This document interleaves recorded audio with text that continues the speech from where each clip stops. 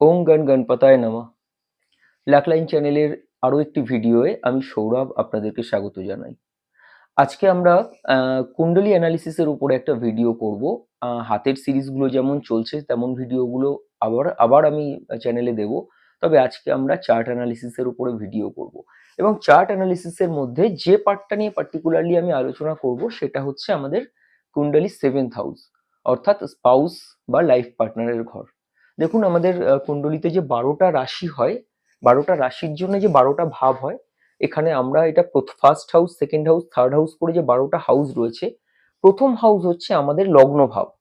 ঠিক লগ্ন ভাবের অপোজিটে যে হাউসটা থাকে, অর্থাৎ সপ্তম ভাব, সপ্তম ভাব হচ্ছে আমাদের স্পাউসের হাউস বা বিবাহের, যার সাথে আমার বিবাহিত জীবন হবে, তার বিবাহ এবং বিবাহিত যে আমার পার্টনার হবে বিবাহের পর, তাকেও কিন্তু এই হাউস থেকে বিচার করা হয়। বিবাহের বিচার হয় এবং সাথে সাথে পার্টনারেরও বিচার হয়। অর্থাৎ ব্যাপারটা হচ্ছে আমার বিপরীত। এই ঠিক আমার লগ্ন মানে আমি, আমার অপোজিটে মানে বিবাহিত মানে পার্টনার তো অপোজিটেই থাকে তার, মানে যেকোনো মানুষের অপোজিটে তার পার্টনার থাকে। সুতরাং এই পার্টনারের হাউসটা সবসময় লগ্নের অপোজিট হাউস সেভেন্থ হাউস হয়।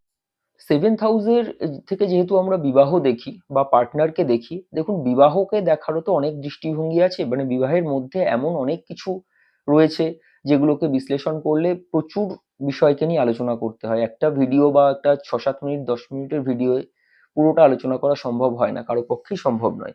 আজকে আমরা সেভেন্থ হাউস বা বিবাহের ঘর নিয়ে যেটা মূলত আলোচনা করব সেটা হলো লগ্ন সাপেক্ষে যা সেভেন্থ হাউস প্রত্যেকটা লগ্নের ক্ষেত্রে যা হচ্ছে সেই লগ্নপতি অনুযায়ী, অর্থাৎ পার্টনার কেমন হবে প্রত্যেকটা লগ্নের ক্ষেত্রে, তার পার্টনার কিরকম স্বভাবের হবে সেটা আলোচনা করা হবে।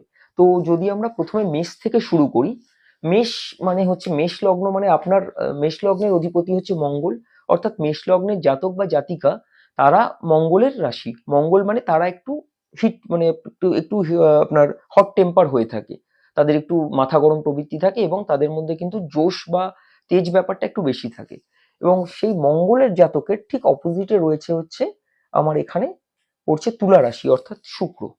তো যদি এরকম হয় যে কোনো মেষ লগ্নের জাতকের যে পার্টনার হচ্ছে তার ঠিক অপোজিটে যে রাশিটা রয়েছে সেভেন্থ হাউসটা যদি তুলা রাশির হয়, তাহলে ধরে নিতে হবে যে তুলা রাশি মানে কি হচ্ছে শুক্র। শুক্র কিন্তু একটু সৌম্য স্বভাবের, তাদের মধ্যে একটুখানি সাজগোজের প্রতি, ক্রিয়েটিভিটির দিকে তাদের মন থাকে। অর্থাৎ যদি তুলা রাশি তার পার্টনার হয়, মানে তুলা রাশি যেহেতু পড়ছে, সুতরাং মেষ লগ্নের পার্টনার হবে কিন্তু একটুখানি সফট নেচারের, তার মধ্যে একটুখানি ভালো প্রবৃত্তি থাকবে, সুন্দর প্রবৃত্তি থাকবে, সে একটুখানি ক্রিয়েটিভ জগতের মানুষ হবে। তেমনি ভাবে যদি বৃষ রাশি হয়, বৃষ রাশির যে জাতক হচ্ছে তার কিন্তু অধিপতি হচ্ছে শুক্র এবং তার অপোজিট হাউসটা হচ্ছে বৃশ্চিক। বৃশ্চিক মানে মঙ্গল। এখানে কিন্তু ব্যাপারটা রিভার্স হয়ে গেল, মানে যেটা এতক্ষণ যেটা আমি মেষ তুলার ক্ষেত্রে বললাম, এখানে সম্পূর্ণ উল্টো। অর্থাৎ বৃষ রাশির ক্ষেত্রে, বৃষ লগ্নের ক্ষেত্রে, বা মাফ করবেন, মানে বৃষ রাশির ঘর লগ্নটা যদি বৃষ হয়, সেক্ষেত্রে কিন্তু তার যে পার্টনার হয় সে কিন্তু খানিকটা তার থেকে বেশি তেজ বা তার মধ্যে একটুখানি সাহসিকতাটা বেশি থাকে, কারণ অপোজিট দিকে বৃশ্চিক রাশি, মঙ্গলের রাশি।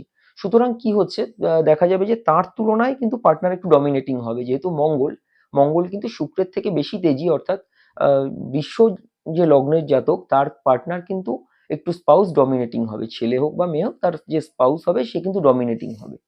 তেমনি ভাবে যদি আমি মিথুনে আসি, মিথুন অর্থাৎ মিথুন হচ্ছে কিন্তু বুধ। বুধ মানে তার মধ্যে একটা বালখিল্য থাকবে, তার পার্সোনালিটির মধ্যে একটা বাচ্চাদের মতো ব্যাপার থাকবে, চাইল্ডিশ নেচার হবে। এবং তার অপোজিটে পড়ছে হচ্ছে বৃহস্পতি। বৃহস্পতি কিন্তু একটু গুরু গম্ভীর প্রকৃতির, এমনিতেই বৃদ্ধ, বৃহস্পতি একটুখানি বৃদ্ধ গ্রহ। সুতরাং তার যে পার্টনার হবে সে কিন্তু বৃহস্পতির গুণগুলো তার মধ্যে থাকবে।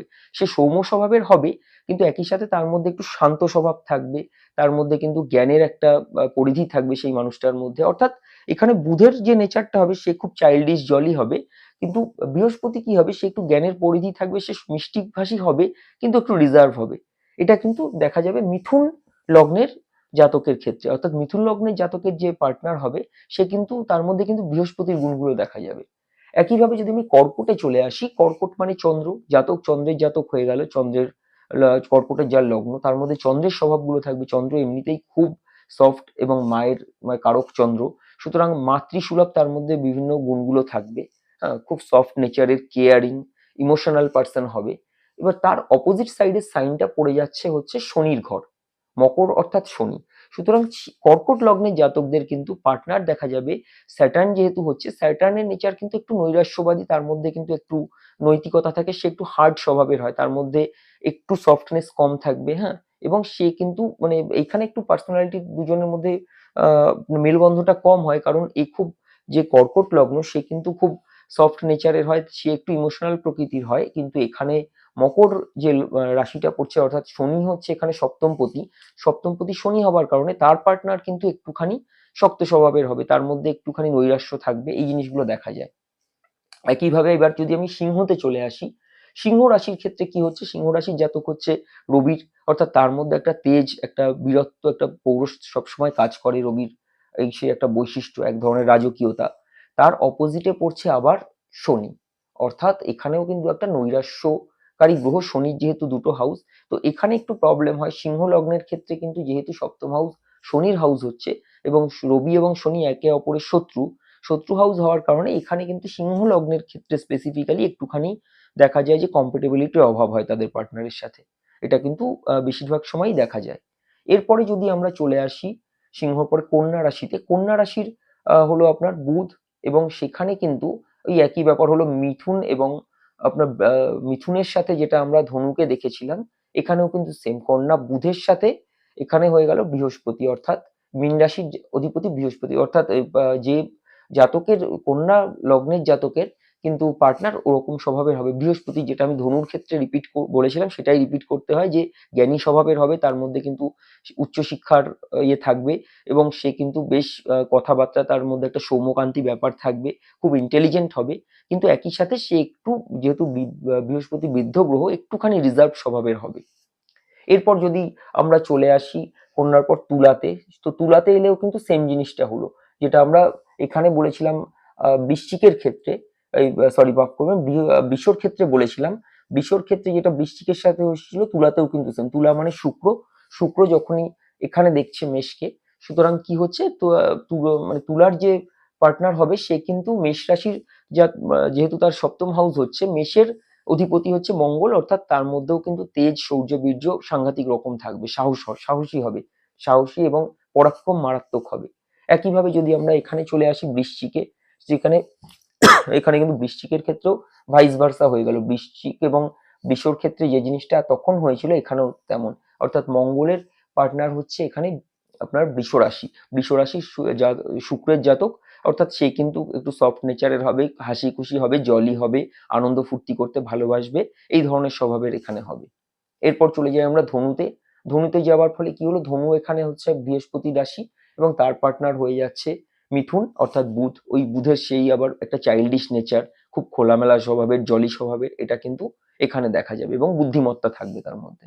তেমনি ভাবে যদি আমরা এখানে চলে আসি মকরে, মকরের ক্ষেত্রে শনি, শনির যেটা সেভেন্থ হাউস পড়ছে, অর্থাৎ মকর লগ্নের ক্ষেত্রে চন্দ্র, চন্দ্র মানে আমি বলেছিলাম তাদের মধ্যে একটু মাতৃত্ব সুলভ স্বভাব থাকবে, তারা কেয়ারিং হবে, নিজের থেকে বেশি অন্যের কেয়ার করবে, ডমিনেটিং তারা একেবারেই হয় না এবং তারা খুব ইমোশনাল সেন্সিটিভ পার্সন হবে, অর্থাৎ মকর লগ্নের ক্ষেত্রে যে তার স্পাউস হবে সে কিন্তু প্রচন্ড সেন্সিটিভ হবে, আল্ট্রা সেন্সিটিভ। এবার এরপর যদি আমরা কুম্ভ লগ্ন দেখি, যার লগ্ন কুম্ভ, তার ক্ষেত্রে তার পার্সোনালিটি কিন্তু শনি বৈশিষ্ট্যগুলো সে পেয়েছে, কিন্তু তার যে পার্টনার হচ্ছে সে কিন্তু সিংহ, অর্থাৎ রবির যে প্রভাবটা, কাজেই ওই যেটা আমি সিংহের ক্ষেত্রে বলেছিলাম এখানেও সেম, সিংহ এবং কুম্ভ এই দুটো লগ্নের ক্ষেত্রে কিন্তু সেভেন্থ হাউস যেহেতু তাদের শত্রু রাশির ঘর পড়ছে এবং শত্রু গ্রহ দ্বারা আহ, আপনার অধিকৃত ঘর, সেখানে কিন্তু পার্টনার, তাদের পার্টনারটার সঙ্গে কিন্তু একটুখানি মানে বনিবনার প্রবলেমটা হয়, কম বেশি দেখা যায়, কারণ স্যাটার্ন হওয়ার ফলে তার নিজের পার্সোনালিটি যেহেতু রবির, সেখানে কিন্তু একটুখানি কনফ্লিকশন আসে। এরপর মিনে চলে গেলেও কিন্তু একই ব্যাপার হচ্ছে, মিন থেকে, মিনের সপ্তম রাশি হচ্ছে এখানে আমাদের কন্যা রাশি, অর্থাৎ কন্যা রাশি মানে বুধ, বৃহস্পতি যে জাতক হবে সে খুব জ্ঞানী, সে খুব রিজার্ভ স্বভাবের হবে, কিন্তু তার পার্টনার এখানে হবে কিন্তু একটুখানি চাইল্ডিশ, একটুখানি বলতে পারেন যে সবার সঙ্গে মেলামেশা করা, এবং তার সাথে সাথে তার কিন্তু বুদ্ধিটাও খুব ভালো হবে, যেহেতু বুদ্ধির কারক, ইন্টেলিজেন্স ভালো হবে। তো এইটা গেল 12টা রাশির পার্টনার নিয়ে আলোচনা।